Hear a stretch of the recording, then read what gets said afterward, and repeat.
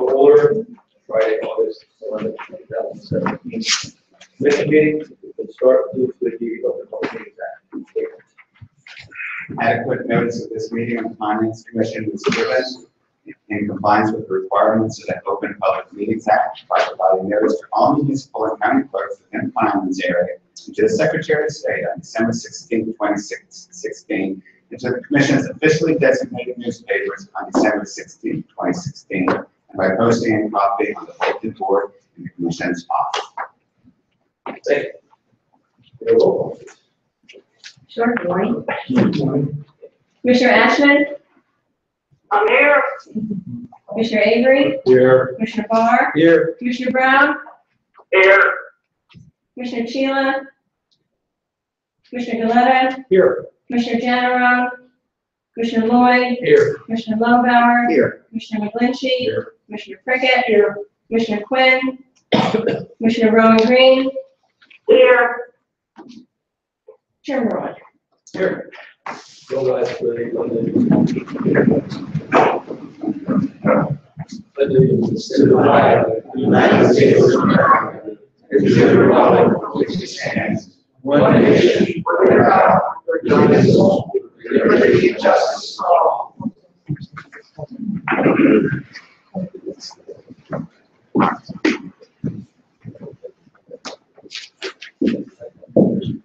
Just a reminder, please everyone silence your cell phones for the meeting. We did have on the agenda our annual reorg and vice chair committee assignments. We're going to postpone that until the September meetings. Really, because I'm going to send an email out to the different committees and ask for changes. So that's on me. We will get that done.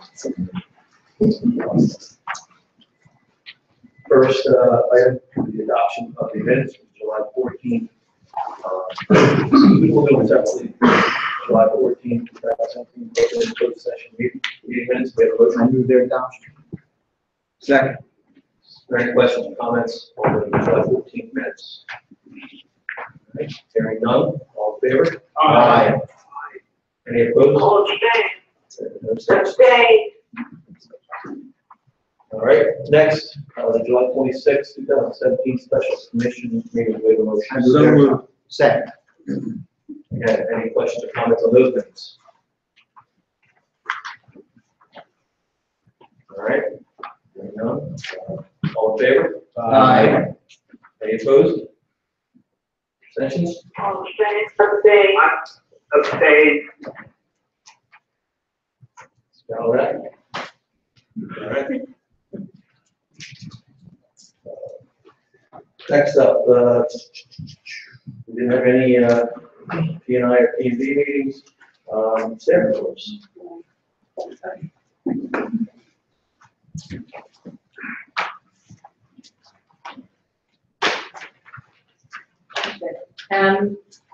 I had mentioned periodically that we were undergoing a periodic review of our UNESCO biosphere status, and that it required a significant amount of work on part of staff to come up with all the documentation that they required and answer a ton of questions that were poorly translated from other languages. It was a big effort on the part of staff. Collating was coordinating. Lots of staff members participated. While we have not yet received our formal hats or pins or whatever it is we get, we were notified with congratulations that UNESCO has approved our redesignation as biosphere. So that was welcome and happy news. There's a hope that there'll be a sort of rejuvenated biosphere effort in this country, which has sort of been lacking over the years, while the rest of the world was really aggressive about doing it, which is good news, bad news, because there'll probably be more work for us, but we're excited about it. So that was really good news, and staff deserves a lot of pats on the back. Whenever you go online, there any documentation. We're waiting for something from biosphere, and then everything will Thank you. be going. Updates on our National Park Service rep. As you know, Bob Crewmaker had a 120-day assignment that has ended. Someone new is getting a 120-day assignment. That hasn't really happened yet. His name is John Atkinson. He is superintendent from the Midwest, Mississippi National River and Recreation Area. Who knows? National Park Service continues to be our partner and help us. Peter Samuel, who's sitting behind me, is here. National Park Service. He's been engaged with us for many, many years. So we continue to struggle along as federal government gets our act together, and that's where that is.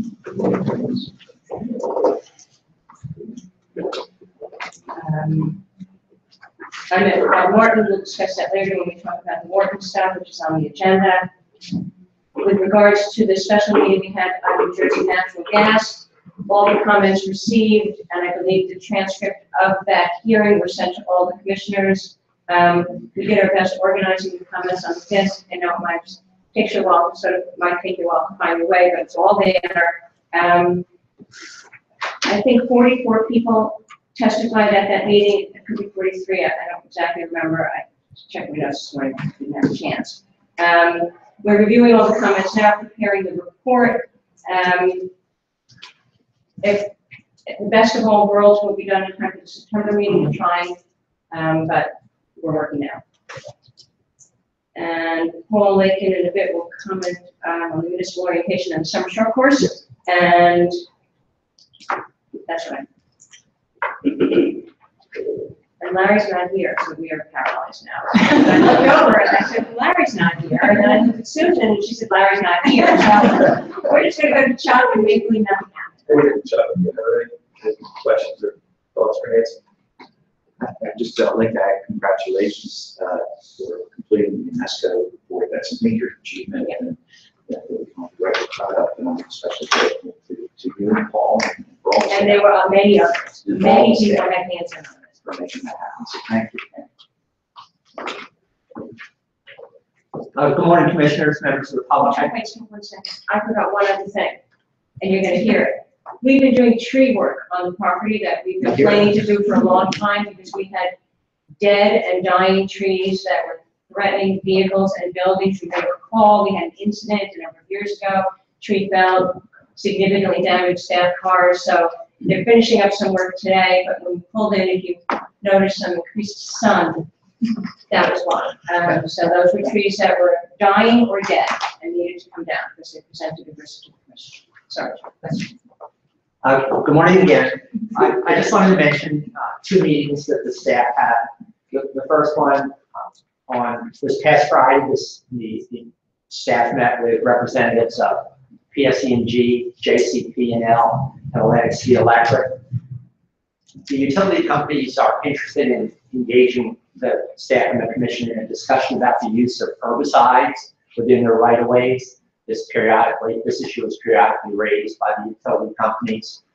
We had a preliminary discussion with the 3 companies, asked them to submit some information to the staff for our initial review, and we'll report back to the commission upon receipt of that information.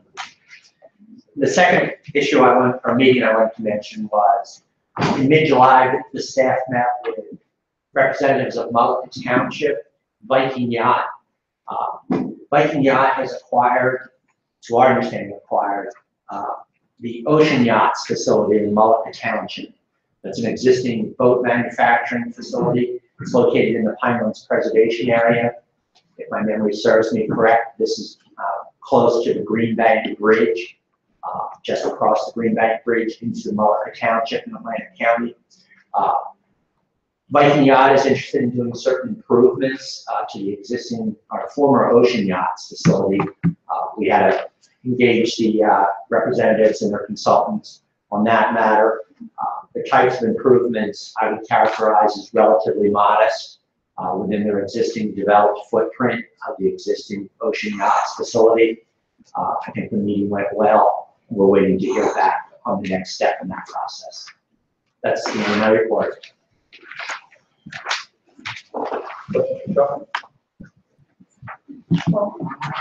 Good morning, commissioners. So we held our annual Pinelands orientation for municipal officials on July 25th here in this room. We invited county officials this year, planning officials. We had about 40 officials, and the special presentation this year was on local communication facilities and some of the things that are going to occur here going into the future. It was very well received. We were happy to have people there in those numbers. Then 2 days later, we had our first ever Pineland Summer Short Course at Kramer Hall in Hamilton, which went very well, especially with the first year of that event. We went on a tour with Commissioner Galetta. We toured the Atlantic Blueberry Farm, and the course evaluations are coming back very positive. So we're very pleased with how that went. I don't know if Commissioner Galetta wants to add anything. No, I really enjoyed it. I get, from the doldrums of the everyday harvesting, and you have people that come out. I've done tours before, but it's enjoyable, and I would do it again. Thank you. I really enjoyed it. Yeah, it was very eye-opening. It was like entering another world going on your farm. Very interesting. A lot of work. Yep. So that was great. And then lastly, I'm sure you're going to ask about the visitor center. So we're still in the permitting phase. We've got all of our people on board as to who's submitting what documentation for the second round. You may recall we hired an architect. We were required to. They needed to submit certain information. The question was, what information can they provide versus our other contractors who have that information? We need to provide it all in one document that shows what materials are going to be used and then what the fire rating for those things. And we're all moving forward finally with that information. So we're hoping to get the permits very soon. I think it's ironic that we're waiting for permits. I'm struggling to get that. Yes. That- And that's Oh, yes. Questions for Paul? Who we got? I just wanted to mention one thing, which Larry would certainly do if he were here. We have launched the sort of re-examination, relook at our long-term economic monitoring program. We had a meeting on Wednesday morning this week with what I'll call just our public users, county, municipal, economic development, community development people, some state people were here from DCA, to talk about not just the annual report that we put out, but how we could make the program more useful to them. Do they use the report now? It was interesting to see the reaction. Some people were very familiar with the report and the data and the municipal information that we provide yearly, and others, it was almost like they didn't know that the commission had been doing that all this year. So that was good to know too. So we talked about distribution and different formats, and it was a really good meeting. We were really pleased. There were about 30, 35 people here. A lot of good discussion. Commissioner Glacier came as well. And it was just good. I think it was better than we had even anticipated, so that was good. So we'll be having another meeting in September. I believe in September with some economists and some experts to look at more technical information there. And we're going to be contracting also with Rutgers University to help us with the re-examination and to take a look at the report and make some suggestions. They've done that recently with the Highlands Council, so we sort of have latched onto that process, and I think that will be really helpful as well. So it was a good week. Any questions for Sue? Sue, who at Rutgers is doing this? Oh, I was afraid you were going to ask that, and I didn't write that down. I'll get that information to you. Yeah. Stacy reminded me of something else I forgot to tell you. We hired 2 new employees. They're not here yet. They start Monday for Chuck's program. Maybe you want to talk about them briefly. Certainly. Yes, we're happy to announce that we do have 2 new employees joining the commission staff as environmental specialists. The first one is Chip Capella. He's a recent graduate of Temple University with a bachelor's in environmental sciences. Very personable, well-spoken, and bright young man. I'm happy to have him joining us. The second employee is a woman by the name of Kelly Jackson. Ms. Jackson has around 7 years of experience with 2 or 3 different consulting firms around the state of New Jersey, primarily in the northern part of the state. Project management experience. I think she'll be a great asset to the commission staff. Both of these employees are also well-versed in GIS skills, which is also a valuable asset in this era.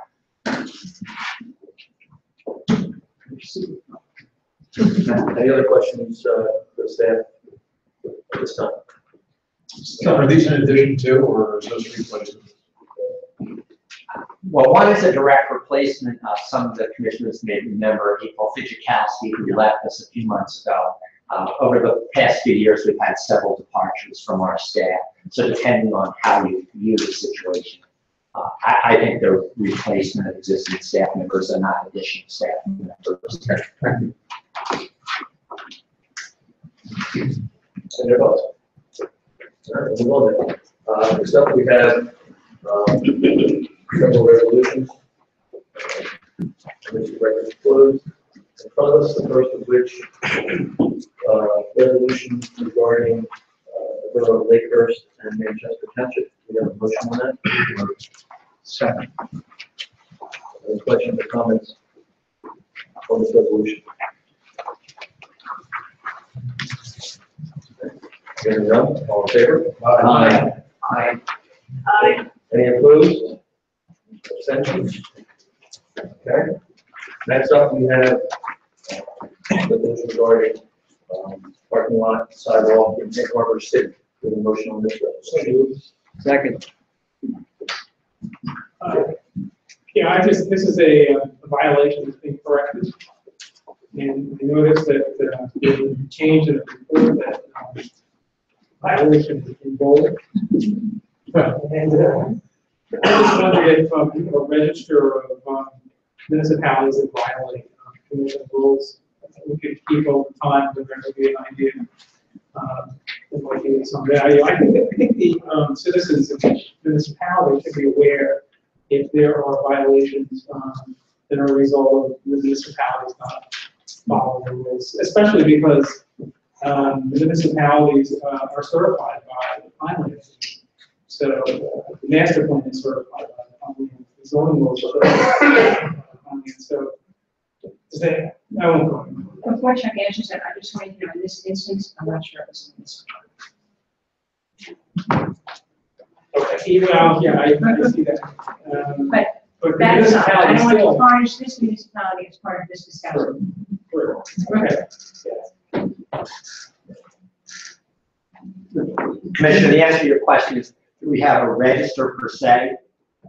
No, but we do have records of all the violations from public agencies at our disposal.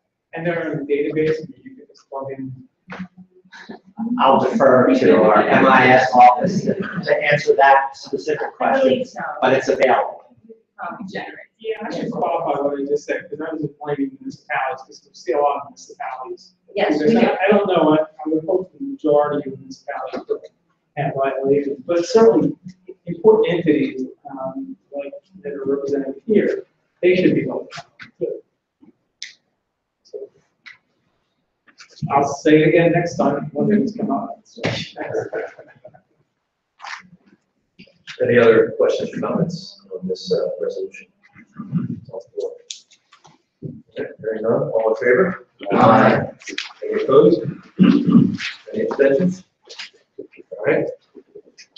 The last we have is a waiver of strict compliance for Shimon Township. We have a motion on this resolution. Second. Again, any questions or comments? I have a question. And the question I have has to do with the driveway going through the wetlands. It's one of the things that the applicant can do in this waiver of strict compliance. And there's really no qualifications because of the driveway, this driveway can go through the wetlands. I think in the past, we have seen that there's been a requirement that it be some pervious surface as opposed to pervious surface. Is that important at this point, or is it a minimal? I mean, in other words, there's no dimensions prescribed to this. I'm just curious. It's important. Certainly. For this particular application, what is actually occurring is those of you familiar with Indian Mills Lake, there are a row of homes that line Indian Mills Lake. Then there's the improved roadway, and then this lot lies on the other side of that improved roadway. So in fact, although there are wetlands within 300 feet of this particular lot, there is actually development that intervenes between the two. So in this instance, the septic system and the dwelling itself will be located 300 feet from the wetlands, and the staff did not feel that the driveway being located connecting to the existing road with that intervening development would result in an adverse impact on the wetlands. That actually very observant, Commissioner, in the sense that we had a long discussion as to whether or not on the staff level to require a stone driveway or not. And our conclusion was based on that intervening development, it was not necessary. Okay. Thank you. I'm glad that you were taking a look at that. Any other comments on the waiver? All right, all in favor? Aye. Any opposed? Aye. Abstentions? All right. That does it for resolutions we have in front of us here. In the agenda, we got right along to public comment on public development applications where the record is not closed. The moment where there's something to comment on again. Now that the record is not closed, we have to keep comments to 3 minutes. And just a reminder that the formal record on the Jersey natural gas project is closed at this point. So that being the case, anybody who would like to make a comment at this portion, there will be a general public comment at the end of the meeting. This is again matters. The record is not closed. Anybody like to come up? Once, twice. Okay, we'll close this portion of public comment. Next up, we have master plan conclusions, revisions or updates. There's a lot of them. Any comments? Just, you probably noticed that there is a lot, the list is long, they're almost all related to affordable housing and fair share plans. We're seeing those rolling in every week, we're getting more and more of them as the towns continue implementing their settlement agreements. Are you finding any settlement agreements conflicting with our requirements? Not so far. We did receive one draft housing plan from municipality in Atlantic County. It had some surprising ways of dealing with their affordable housing obligation. That involved transferring some of their obligation to the commission. That was the first time we'd seen that. So we did send a letter back to the municipality and we copied the court to explain that that really can't happen. The commission is not an affordable housing bank or provider. So it was a creative approach, but we don't think it worked. So we've let the municipality and the court know that that's not something we can really do. So we'll see. But most of them for them are, a lot of the ones we're seeing don't involve any affordable housing projects or development in the finance portion of the municipalities. Most of the growth is occurring outside. We do have a few we're working with where they have identified sites in the finance, but so far they're all regional growth area and finance town sites. Are they coming to you before? Sometimes yes, often no. Okay. The last item of business is the automatic consideration. Your update on what? So at the last meeting, it was decided that I would try to schedule a meeting with Commissioner Martin at DEP to discuss this matter. I did that. Before I did that, I shared the resolution again with the upper management in National Historic Resources to make sure they were good with it. They were. I met with the commissioner. We had a lengthy conversation. It was very productive. His overall opinion on the matter is that he doesn't see a need for a resolution. He thinks that the work we've been doing with DEP and the work that DEP has been doing on its own has been important and effective, and he's been very pleased with it. And I could go over all the things we've been doing, continue to do, but you're familiar with them. the signage, the increased police presence, the enforcement, we send over all the information we have about disturbed sites. We work with them on protecting some specific ponds we identified. We've recently started another initiative through, I'm assuming JP's sitting back there somewhere, with both Pinelands Preservation Alliance and DEP to go out and look at a significant number of natural and creative waters and wetlands to identify and start to document an inventory of damage. So there's lots and lots of good things happening. So his out of the box was, we don't need a resolution. I will tell you that there is a lack of, a troublesome and frustrating, more frustrating than troublesome, lack of understanding at the department of the commission and the commission's rules, and they bristle at that, being regulated, being controlled. It's been a challenge over the years. Just like it's funny that we can't get permits, it's funny that they don't like being regulated. I understand it, I worked there, I get it. So there was some gnashing of teeth in the beginning of the meeting that we got past. So as much as he doesn't see the need for the resolution,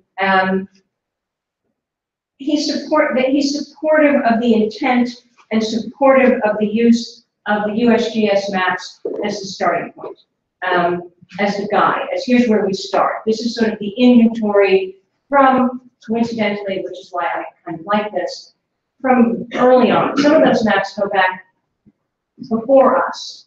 So you may remember in the CMP, it does say we should first identify the inventory and then, working with DEP, identify places that shouldn't be part of that inventory. So to me, using that map is sort of accomplishing that first thing which the commission never did. So he was comfortable with that. His concern about the language in the resolution was that, as I said, in some instances, those maps are as much as 45 years old, and they haven't been field verified. So we could be saying, when we affirmatively said we're designating these as where you can go, some of these may not exist anymore. There may be new things that didn't exist, and that gave him pause, which I understood. But he was taking that step back a little bit, then he was fine and supportive of the use of the map as a guide to where the roads are, and a starting point that we will further refine as we identify additional areas that need to be protected between the commission in consultation with DEP. Now, that doesn't mean DEP can't do whatever it wants on its own, closing roads or opening roads. But it does mean that if we identify things, as we have been doing now, we will consult with them on that, and they will incorporate that information. So I understood his concerns. It was a very positive conversation. He was very supportive, very appreciative of all the work we've done. I understood when he bristled at the resolution, but he was still okay with it. I tweaked it slightly, which is why, and I couldn't get it done in time to get it in the packet, because the packets go out an eternity, it seems like an eternity before this meeting. But, so the public has not seen it, it wasn't posted. I left copies in front of you. I can show you where the changes are, or explain it to you. I can put it up on the website with track changes so people can actually see it, but they were subtle, in my opinion. Language changes, the stuff that we added, we took back out, where we got anxious about that we can't designate roads, we can designate areas, because the nature of the resolution now doesn't have to do that, because we're identifying roads. And that was really the only change. So, my only apology, I thought it was a great meeting, I felt really good after, I was anxious before, but I thought it went well. We had support of natural historic resources and the park people, so that's really good.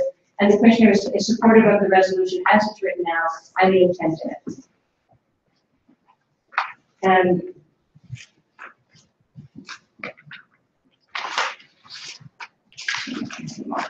but I know that short of, we had been also starting to get limited, but some concern about the original resolution, mostly from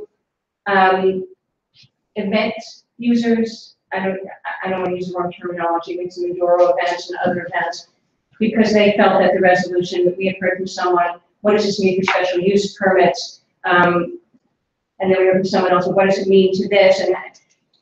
And I felt like we were going to start to see more and more of that as people start to pull concerns, these threads of concerns. And in the form that it's in now, we will deal with those road by road, case by case, area by area, with DEP and stakeholders. And that was the other thing the commissioner was clear about. Consultations would be between us and DEP, but it would also include stakeholders. And that he was clear on that. So, and that's where we are. So all I can say is it was a great meeting. I feel good about it. I think we have a good resolution that sets us on the path, defines a starting point, which is good. And we would continue doing the work we're doing as aggressively as we've been doing it. And we've been pretty aggressive about trying to work with them and others, you know, PPA in a couple of instances as well, to start to identify things, go out there and really inventory where the damage is. And then from there, you can figure out the best ways to protect those areas.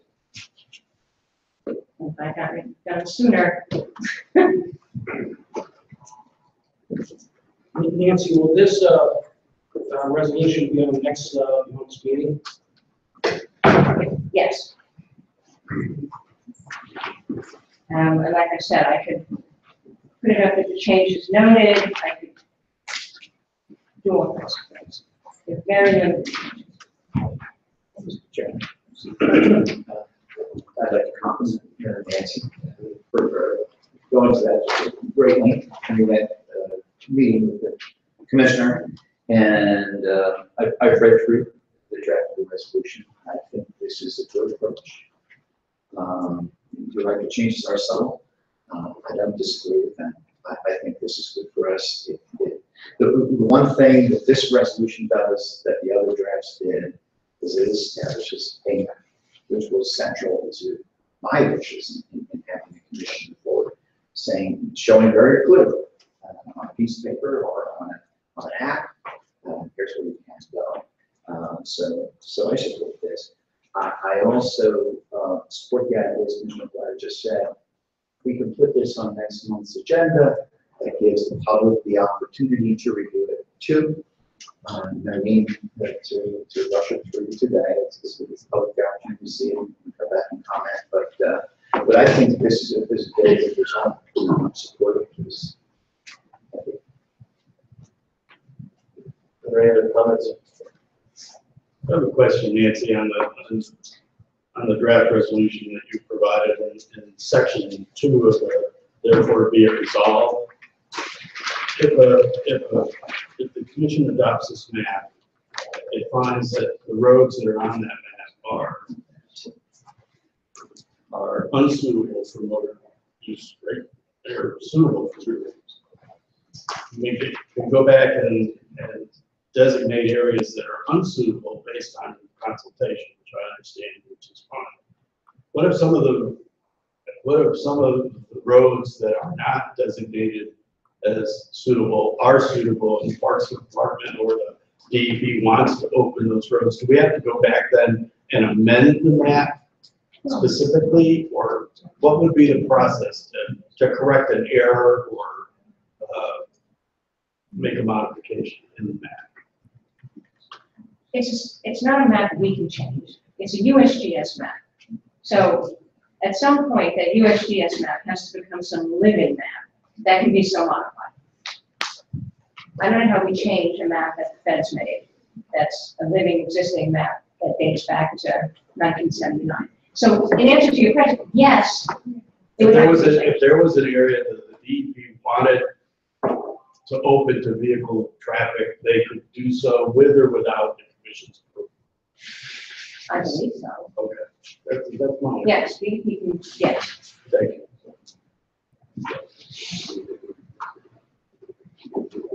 Yeah, I want to thank Nancy for making that meeting happen with the commissioner, Mr. Martin. And I go back to my original statements that I've always brought up in the past. That number one, I think we should be doing all the state parks. Number two, I still have the concern about single line dash access roads that follow right through the heart of some of the environmentally sensitive areas. And I understand going back and forth with some of my fellow commissioners, you know, what the logic is behind that.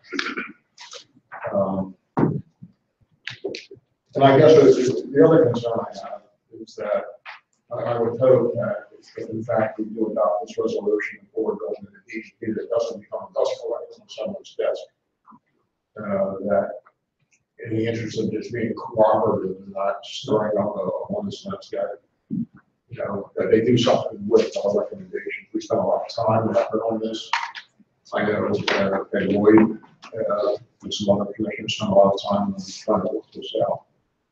But they are my main concerns, especially about those single line dash roads that some of them, which are only 200 feet off of some of these branches that contribute to either Bastill River or Mulligan River and watershed stuff. But in the interest of trying to move this forward, you know, I as it stands, I would probably support this at the next meeting. But there are my concerns. Thank you.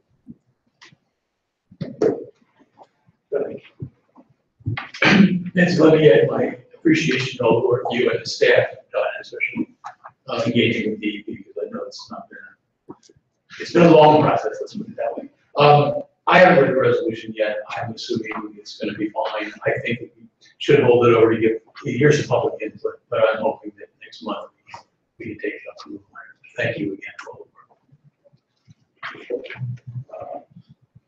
work. And Nancy, I just want to thank you and the staff for the work that you put in, especially the low hours. Thank you for the work that you back provided.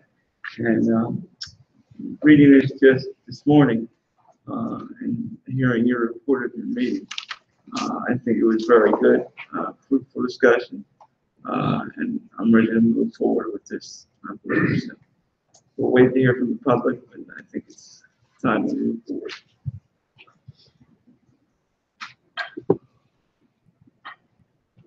Commissioner Spencer, what you said, you know, as I think, been thinking about what happens after this, it would be my intention to set up regularly scheduled meetings with DEP on this matter, that we would just touch base, whether it's monthly, quarterly, whatever we decide works, just sort of hold everyone speak, you know, if you establish that formality, that will get at that argument. Yeah. And perhaps one of the first things we would be discussing would be that issue of this, you know, what about those? So I think that, because if we don't establish from our end, they're not going to come looking for us. We'll have to push it, and we will. And I appreciate that, Nancy, and you know probably better than anybody being working up there that we always seem to play second fiddle, and they really don't, sometimes they really don't care what we have to say. You know, and I use the water master plan as an example. You know, we spent a lot of time and effort, you know, here, and to not even become a footnote in that plan is a disgrace. And that's what I mean. It seems like we're always a stepchild with it. Or an orphan.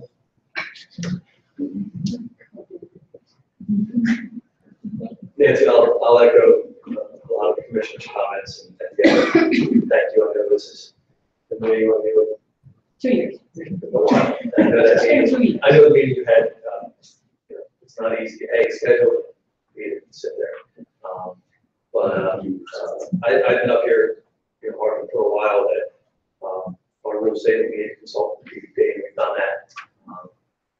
And I think that I haven't read this front to back yet, but I think we've done that. I think we've got the landowners and enforcement people's cooperation here. So I'm willing to actually say get this posted and get it on the agenda for next meeting. Right.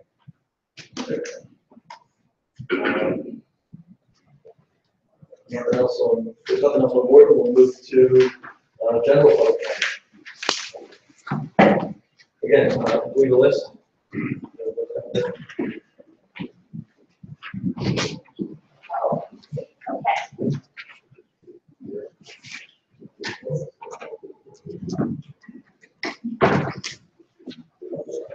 Reminder, this we're talking about general comment. Record is closed on Jersey Natural Gas. Remind everybody that again. Good. For comments, go around 3 minutes. Everybody gets a turn. Let's start off. First up is review Shannon.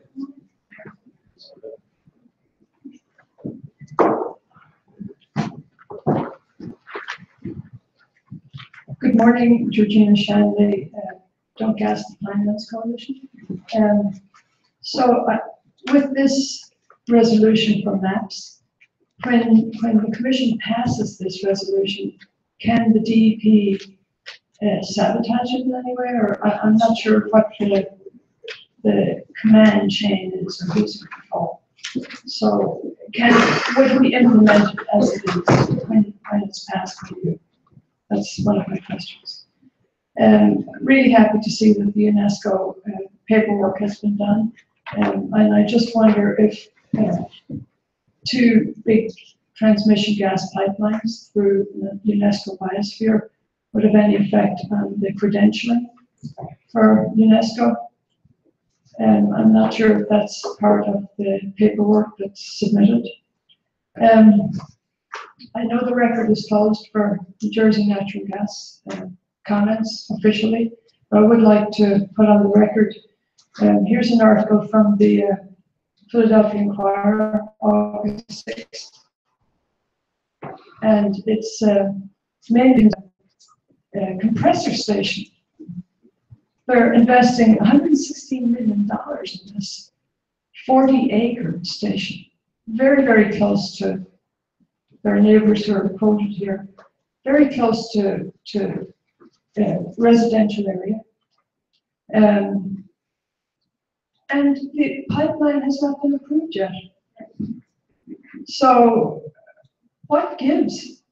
You know, you wonder why the public is cynical or feels that we have no power when the nod somehow has been given by the commission, I don't know, to permit this huge investment in the middle of a community that hasn't even been approved. So I would like to know who gave the commission approve this, or how can that happen? Also, the pipeline really violates the comprehensive management plan. It's one of the big issues that I was looking into was. The record's closed. I know, but it's a free country and it's free speech, and I have the right to speak. There's a record that's in front of the commissioners right now. I'm not speaking for the record. I am just speaking so that our fellow citizens and the commission can hear. That's all. I'm not asking that you put this on any official record. There's no comprehensive environmental study done, impact study done, before approval is given to this new NJNG gas pipeline. Who knows what composition of gas with the frack gas is within the pipes? And who knows how long those pipes will last if there's going to be corrosion? And also the pipes are going to be put into an acidic environment. Nothing, really, there hasn't been a totally clear, comprehensive environmental impact study done. And without the science, you know, how can you move forward? I would just say that it's not essential. It violates the comprehensive management plan. The New Jersey Natural Gas is paying a little fee of $50,000 for an easement to the joint base. It seems like a bribe to me. It's not going to be even, gas is not going to be extrapolated out into the base because it's under such high pressure. And I think that the commissioners have to vote against this pipeline when it comes up officially. Thank you.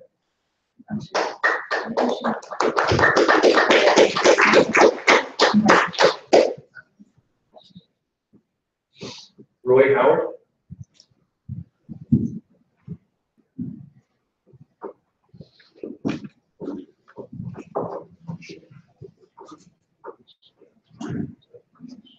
Two years ago, the DEP closed 275 miles of road in Morton Forest without public comment. And there was an outcry, which led to a series of community meetings in each of the townships surrounding Morton Forest, finally culminating in a meeting that was held at Hamilton High School for public comment. 6 months after that meeting, the DEP rolled out its comprehensive management plan, which was presented at Baston Village. In that plan, okay, they outlined, well, first of all, they opened up all of the 275 miles of road, which they closed. They got a dedicated state police force that would do nothing except enforce laws within working forest. They put up signs, okay, listing the regulations that govern the use of roads within Morton. And they listed guidelines for opening and closing roads. Roads would only be closed if they were impassable or damaged beyond the point that they could allow traffic on them, or if they were environmentally sensitive. In other words, we're going to designate certain roads that go into areas that we think are environmentally sensitive during certain times of the year.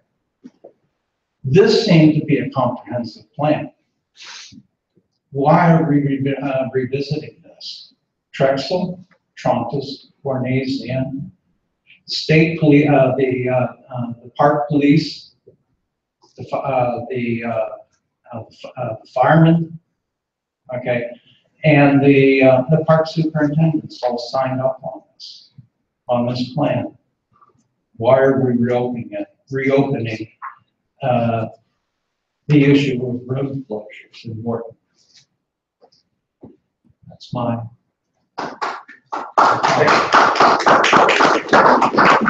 Bill, Roger? Oh, no comment.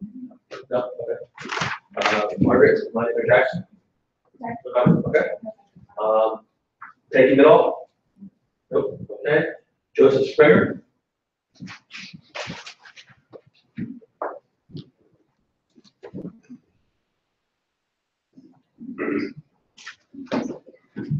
Good morning. Joe Springer, Southampton Township. Regarding the resolution on Wharton, I'd like to call to your attention that the basis of the resolution includes a list of organizations that supposedly work with the Finance Commission on the development of the proposal. The list is part of the resolution. The resolution also states time periods by date that the organizations participated. One of the communities named in the resolution are Enduro riders. I'm very active in the Enduro community in South Jersey. And I can tell you that this resolution has come as a surprise to all of us. I must also wonder if other recreational user groups were similarly disenfranchised. I think that you owe all the concerned parties a chance to provide input on this resolution. It is evident that the conservation community has had a chance to see it and mold the resolution. Fairness should and needs to be observed for the recreational communities. To that end, please include a provision for an equivalent effective forum for any recreational community that has not been heard. That said, I'm not opposed to the plan. It looks fine to me. I am doing my best to understand the details, however, and the doubles in the details. In reviewing the map of the assemblage of USGS quadrants, I am left with more questions than answers. There is no explanation or key to the maps that I could find, and I see a web of yellow lines that make no sense to me. There's a yellow line running right down the the Central Jersey Railroad. I don't know what it means. There was no rollout, so we need, I think, a chance to get it explained to us exactly what's going on. Finally, the Pinelands Commission is ignoring the Delaware Valley Regional Planning Commission. Their maps are generally more complete and more accurate. I would propose an amendment that states that in addition to the USGS quadrants, roads shown on the DVRPC quads shall also be recognized as motorized roads. For those that aren't familiar with it, I used to be on the planning board for our township, and one of the things we would require from time to time was reference to the DVRPC quads. They go back a long time before this commission, as a matter of fact, and every 5 years they update it with overflights. And it's generally more accurate than the DVRPC quads. I use them all the time, and they also have photographic documentation of everything in the Pinelands everywhere, and they match the quads. So that's one other thing I picked up while people were talking. I've been in meetings with the DEP, and your take on how the DEP regards the Finance Commission is pretty accurate. So yeah. Thanks, sir. Comment? No comment, thank you. Jack Connor? Michael Rasmussen? Good morning, thank you. As I was preparing to send you the emails that I discussed at the public hearing about NJNG for the public record, demonstrating that the project lacks a military purpose, I reread the following passage from the Joint Base officials to New Jersey Natural Gas. I'm attaching the Air Force's general easement template. That said, as you and I have discussed previously, this will be an easement grant at fair market value with an appraisal being completed by the New York District of U.S. Army Corps of Engineers. And here's the general easement template. In the comments that I sent you a link to it in case you'd like to see it for yourselves. And although this might seem like a pretty innocent or innocuous exchange, it's actually the smoking gun that proves beyond any reasonable doubt that the Air Force concluded that this project is non-military, as you now should too. This document, the template that NJNG was referred to by the Air Force, says in no uncertain terms that all non-military agencies will be charged fair market value for the use of real property under permit from the U.S. Air Force, which is precisely what the Joint Base told NJNG in the passage that I just read you. There are exceptions in this document, but because none of them were granted and they ended up paying fair market value, that only proves that the Air Force determined that NJNG isn't entitled to any of the exceptions. For example, consideration can be waived if the permittee supports or substantially benefits the installation mission. Examples are FAA air controller, communications tower. Consideration may be waived if the activity can conduct benefits or enhances the national defense. None of those apply in the Air Force's estimation. Please note that these are the exact arguments that NJNG is trying to claim. But by rooting NJNG directly into the process of arriving at fair market value, the Air Force itself said that the project does not have, or concluded, that the project does not have a military component, nexus, or even a substantial benefit of the base's mission. If consideration has not been waived, a professional appraisal must be made to establish fair market value. Rental charges may be waived if mission support services equal or exceed the charges. Again, I want to stress that Joint Base officials did have leeway, only further proving the point that the project can't be considered military. Issue the easement without monetary consideration when the outgrant is primarily for the benefit of the government or will serve the public interest. The Air Force concluded that wasn't the case here. It's the clear conclusion of the Air Force that the NJNG project is not entitled to be considered military. Fair market value will be charged to all entities not entitled to grant a right of way without charge. Respectfully, all I'm asking you to do is to treat the project exactly the same as the Air Force has found it to be, a non-military project, no more or less than what the Air Force has concluded. If it's good enough for their feet, then it should be good enough for the rest of us. NJNG is trying to connect dots that simply are not there. And I think it really drove home for me, and something that the Brooklyn County Times wrote about in their last story on the matter.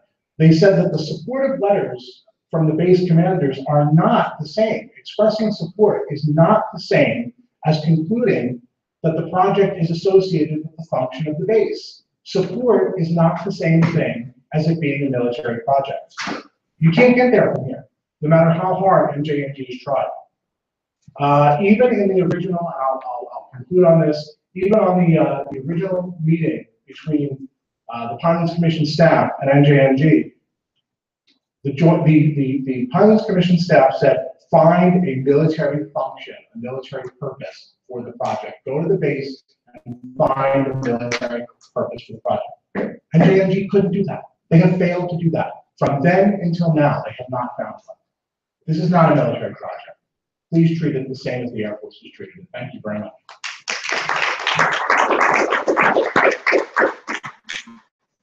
Doug O'Malley?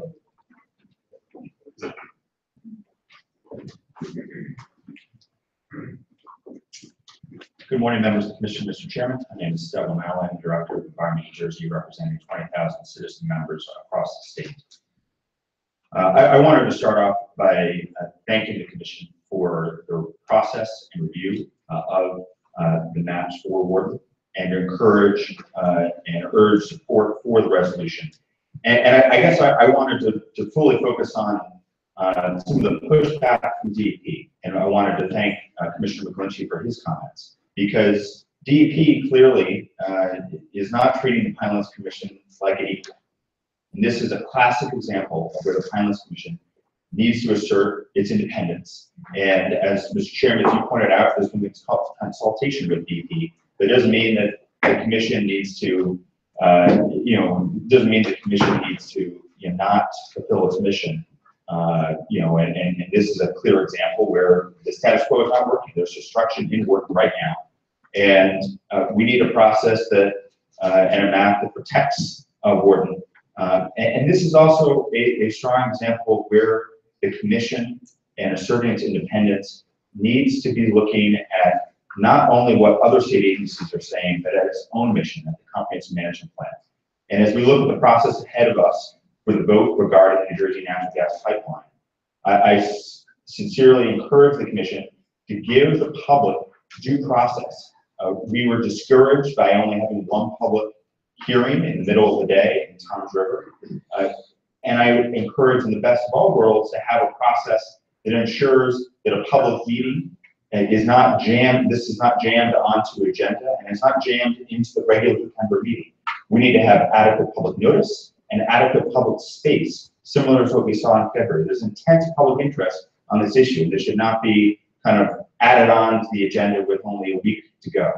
I also wanted to encourage the commissioners to treat this as a separate application than South Jersey Gas. They're very similar. The concerns of the Comprehensive Management Plan are very similar. But as we heard from Michael Rasmussen, and in the comments that have been distributed to the Commission, there is a very strong argument based on the big leak that New Jersey Natural Gas is hiding under, and that big leak is the Joint Base. And the testimony from Micah, it really can be, that argument is well documented in the public comment that was previously submitted.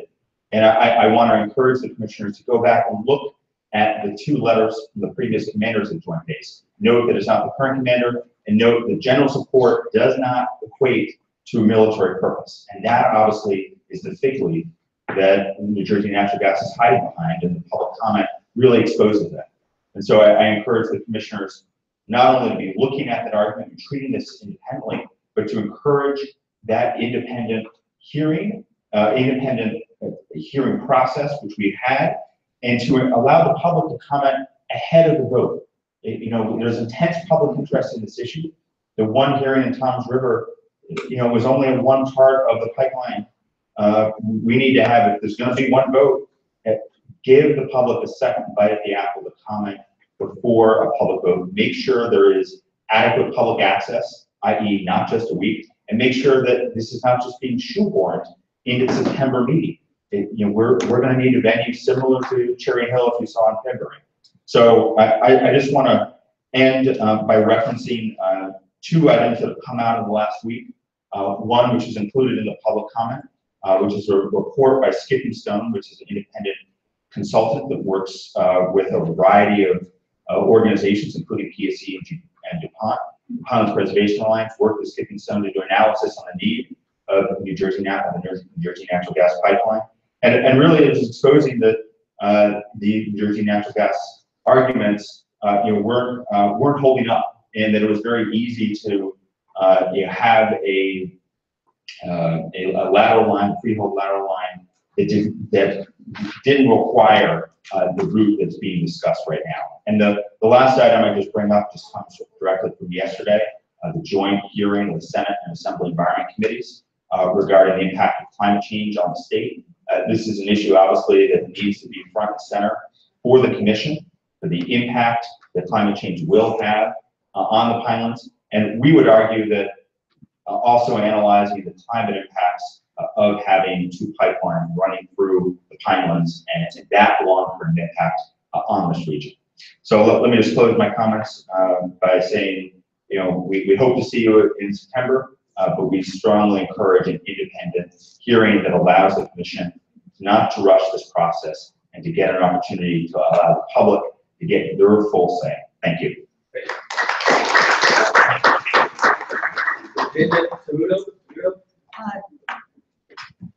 Tenants. I'm sorry for my I'm sorry. Most people Couldn't read, can't I say it. apologize. It never changed, I'm sorry.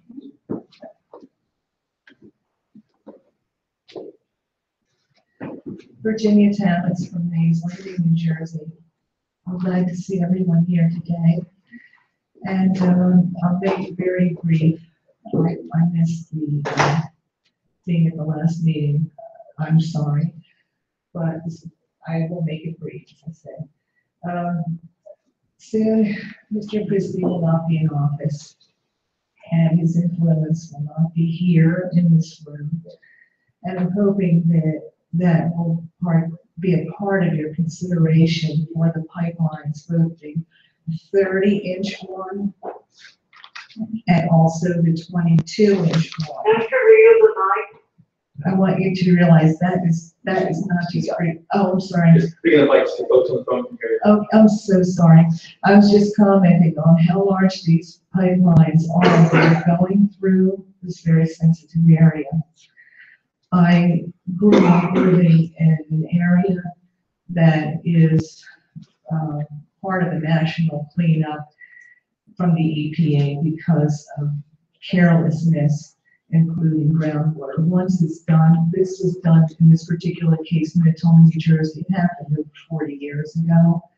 And they put in city water for everybody. Our beautiful clean wells were ruined. And I would ask these gas companies, do you swear this will never happen? And none of them would be able to give an answer. Their actuaries would not be able to give an answer for that, to determine the cleanup cost and the not just environmental, but also for the families. And would we all be drinking out of the ubiquitous little plastic bottles because now we can't drink from our wells anymore? Please do consider these things. And I thank you for your time. Tony Granado?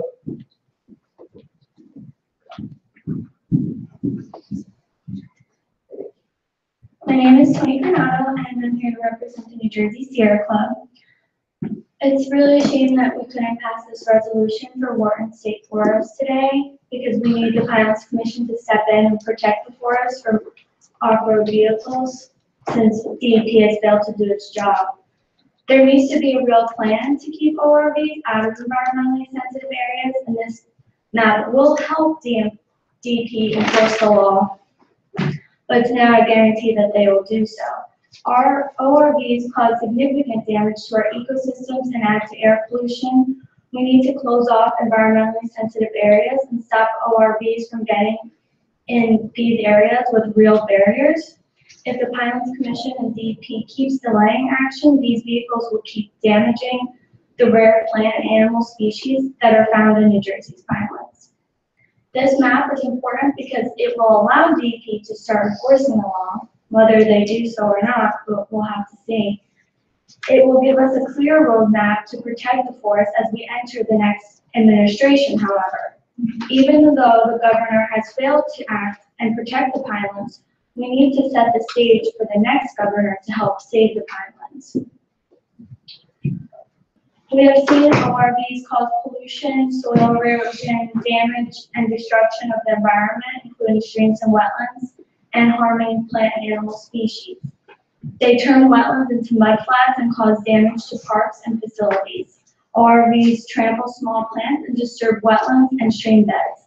The silt alone hurts water quality and makes it harder for fish to breathe. This resolution would have been a first step to protect the forest, but we also need real enforcement.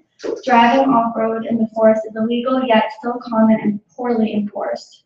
The DEP must still educate riders what the consequences of breaking the rules are. Without real enforcement, the barriers the DEP has recently put up will not prevent people from going into the ponds illegally. Enforcement for ORVs has been dismal in the past under the Christie administration. How do we expect it to increase now in these final months? They need enough resources to do real enforcement, but under Governor Christie, DEP budget and staff has been cut. Without action from the Pinelands Commission, environmentally sensitive parts of Warren State Forests will still be at risk. These vehicles not only disrupt important natural habitat, but they also contribute to air pollution. There should be certain areas where ORVs are allowed because they're not as environmentally sensitive. Other areas that are more sensitive should be enforced as off limits.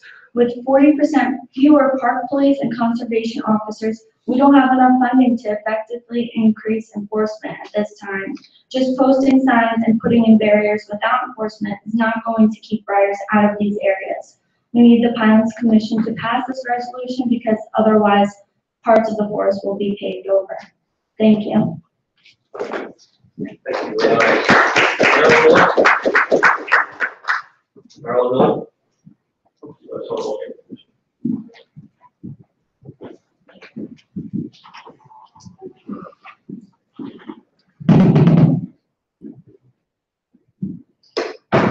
Marilyn Miller from Tom's River.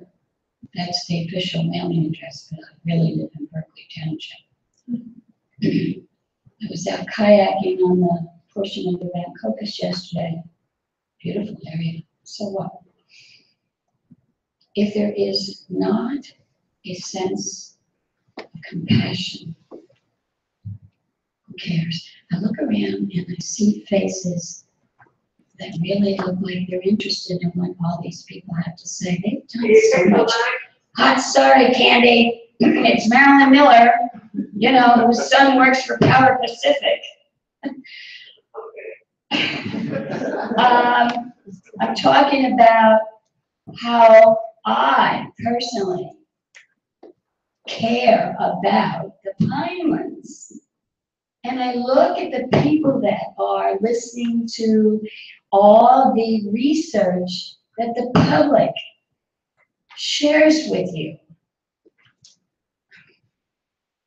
And I can see who's interested and who's not, who thinks it's so boring, and it's not. As I was driving on 70, there's a big, huge sign that says, reserve, keep the Pinelands clean and green. Well, it can't be green if you're cutting all the trees down. It can't be green if you're destroying it. And the word reserve, who is it being reserved for? I don't see the word preserve anymore. I thought that used to be on the signs. I don't see it. When I was at the Toms River and several other meetings concerning any policy concerning the Pinelands, and there have been union members who think that people like me don't care about them, and that's not true. As I'm driving here today, I saw a phone company putting in cables. Want to know something? I doubt that any of those employees are union members. No habla inglés, and they don't want to. I've talked to another utility company and this one, and I see people out there as I'm talking with their orange vests on. The other utility company. I want to take a step back here. I'm not going to tolerate what? Any kind of comments that cut me off to any people. I'm talking about reality. I'm not concerned about what that is. I'm not going to sit there and tolerate you taking shots at people. I'm not taking shots at people. I am giving you. Please stick to the point. And please. The point is, environmentalists care, and we are not putting down or name calling. Reality is, it isn't always union people that are out there working. We're not taking the jobs away. Pay attention to this, please. That concludes the sign-up sheet. Is there anybody else who did not sign up, who wishes for something in general public comment? Well, I signed up, but I'd like to say something. Yeah, introduce yourself, please.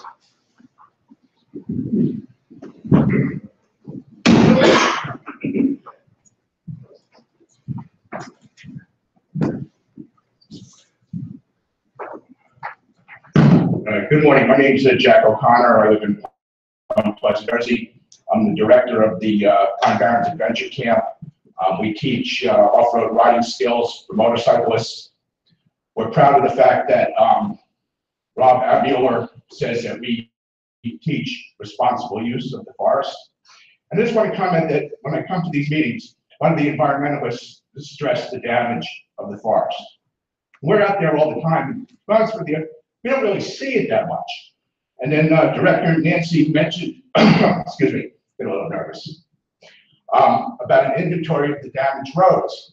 I'd like to see that. I'd also like the esteemed Emil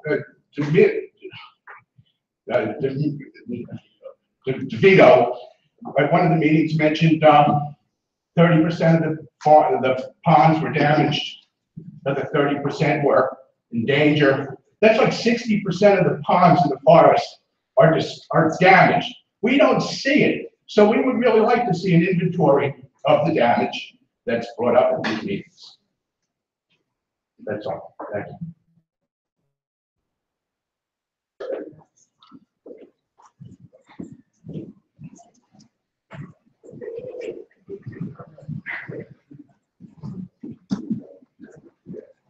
Good morning, Commission, Commissioners, Commission staff. Peter Porter, Mark Rose. One of the things that I've been hearing today is something that we hear on the news all the time. That's the problem with fake news or fake facts. What I'm wondering is that there are representations of this being true, is that being not true, or downright not showing on exhibits that are presented to the Commission for staff review and action. What is the penalty if an applicant knowingly omits providing for basic information such as maybe topography, scientific studies, opinion letters from bureaucrats, so forth, so on, and they take action? What is the recourse of the Commission to correct or punish a false representation? Does anybody know? So this is public comment. It's not Oh. it's not a Q&A. So Oh, if you have a question, you can submit it to the executive director or to the staff. Well, that's my question. Okay. Yeah, so you can submit it to the staff. They'll answer. Thank you. Anybody else for a public comment? You got to stand up. William Brown signing off at 10:55. Bill, hey, Bill. Hey, Bill. Good weekend, Bill.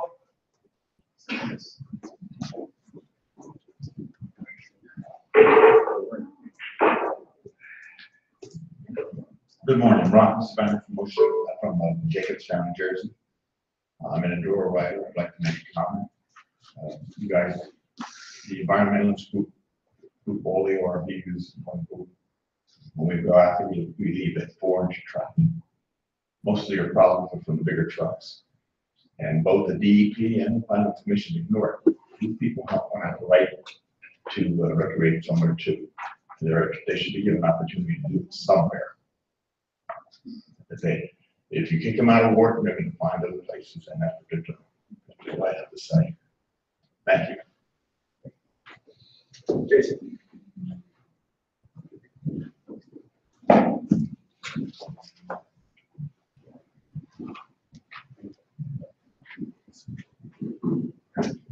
Hi, everyone. Jason Howell, Pinelands Preservation Alliance. I just want to say great work. You know, I know it's been a long process, and it is a compromise because, you know, a lot of the environmentalist position would want a much stricter map than the one that's being proposed. But at least I understand that you need to compromise to really get something done.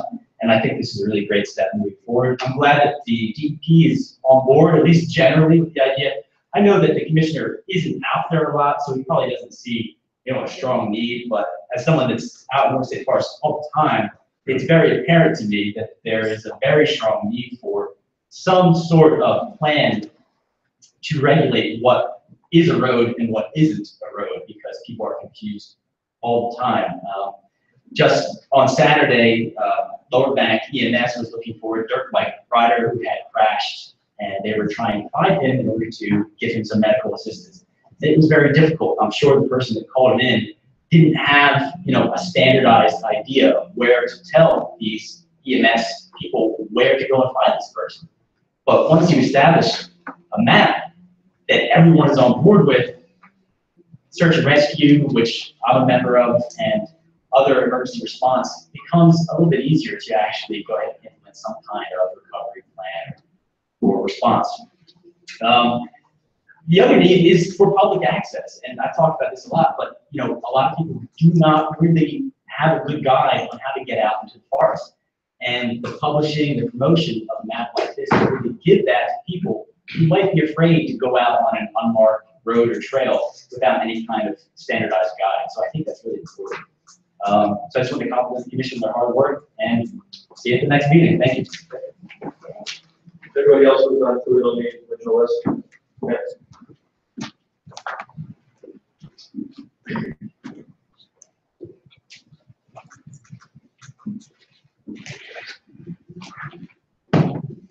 Good morning, my name is Harriet Muller, I live in Haddon Township. I would just like to say, as we all know, New Jersey is densely populated. Consequently, we have dense development with very few natural areas left. The Pinelands offers us a vast wilderness. I think we should do all we can to preserve that wilderness for the sake of the wilderness and also for our own sake, to help us maintain a good quality of life and a place to go, to get away from development and the crowds, a respite. And if we continue to carve away at it and develop it, then it will no longer be our wilderness, our escape. Thank you. I think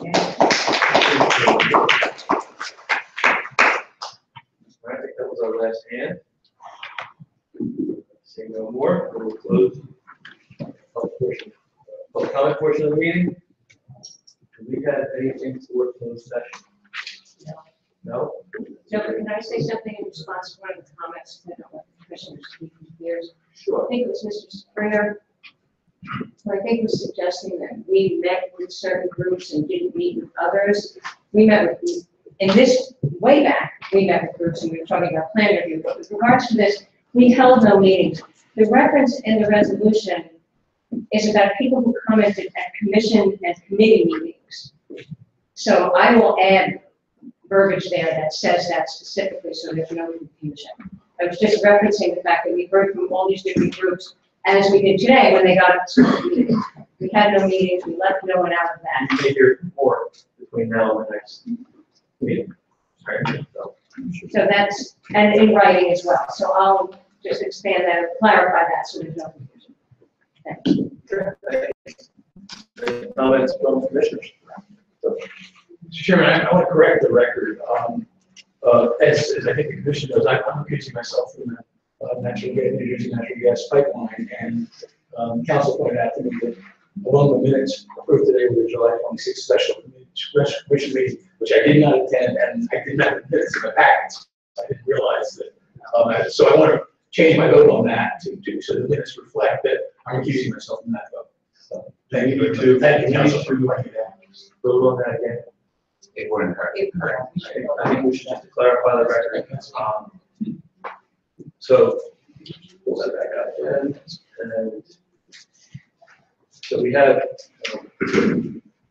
we're going to reconsider the July 26, 2017 special commission meeting minutes. We have a motion on the minutes. So moved. Second. Good there. Any additional comments? Okay. All in favor? Aye. Any opposed? Any abstentions? Recusal. Thank you. Any other comments from commissioners? All right, hearing none, we have a motion to adjourn. Motion. Second. All in favor? Aye. Any opposed? Good weekend.